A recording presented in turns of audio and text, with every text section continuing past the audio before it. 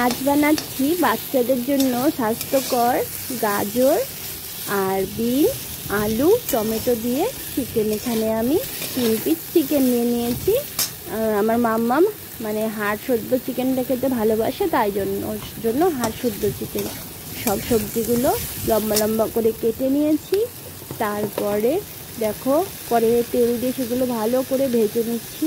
নুন, হলুদ সব কিছু দিয়ে ভালো করে নাড়াচাড়া করে ভেজে নেব। দেখো তোমরা দেখতেই পাচ্ছ, ভালো করে জিনিসটাকে ভেজে নিতে হবে, মানে সবজিগুলো, চিকেনটা বাচ্চাদের খাবার তো, সেই জন্য ভালো করে ভেজে এবার আমি একটু জল দিয়ে দেবো সিদ্ধ হওয়ার জন্য। তোমরা পরিমাণ মতন জল দিয়ে দেবে, যে যেই পরিমাণে রান্নাটা করবে সেই পরিমাণে।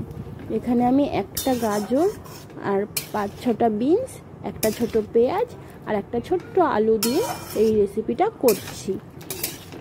তো ভালো করে নাড়াচাড়া করে আমি একটু জল দিয়ে দেব, কারণ এখানে দেখছো জলের পরিমাণটা কম। সিদ্ধ হওয়ার জন্য একটু বেশি করে জল দিতে হবে, কারণ বাচ্চাদের জন্য কোনো খাবার করলে সেটা ভালো করে সেদ্ধ করে নিতে হয়।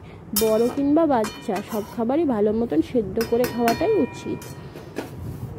এইবার আমি এইটাকে ঢাকা দিয়ে কিছুক্ষণ রান্না হতে, সিদ্ধ হতে দেব। কিছুক্ষণ পর সিদ্ধ হয়ে গেছে নাকি দেখব। দেখো ফুটছে, ঝোলটা ফুটছে, এখনও সবজিগুলো ভেসে রয়েছে, মানে এখনও ঠিকমতো সেদ্ধ হয়নি। তবুও দেখে নেব, মাংসটা দেখে নিই যে একটু সিদ্ধ হলো কি না। এই যে এখনও দেরি হচ্ছে, সবে সেদ্ধ হওয়ার পথে, মানে সেদ্ধ হতে চলছে, ফুটছে ভালো করে।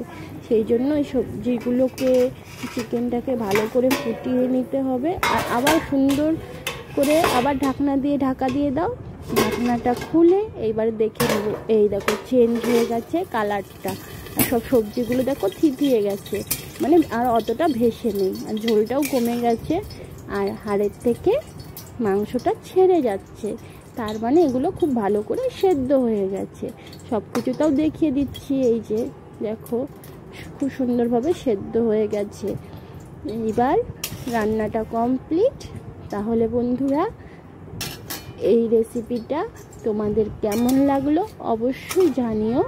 আর বাচ্চাদের পক্ষে তো খুবই উপকারী, তোমরা তোমাদের বাচ্চার জন্য করে খাওয়াতে পারো। তোমরা চাইলে 2-1টা গোলমরিচ দিয়ে দিতে পারো, আমার কাছে ছিল না তাই আমি দিতে পারিনি। আর এই দেখো রান্নাটা হয়ে যাওয়ার পর ঠিক এই রকম দেখাচ্ছে, সব কিছু গোটা গোটা থাকবে কিন্তু সেদ্ধ হয়ে যাবে। এটা একটা উপকারী রেসিপি। তোমরা যদি এই রকম রেসিপি দেখতে চাও তাহলে অবশ্যই আমাকে কমেন্টে জানিও। আর তোমাদেরকে অনেক ভালোবাসা, পাশে থেকো। Bye bye.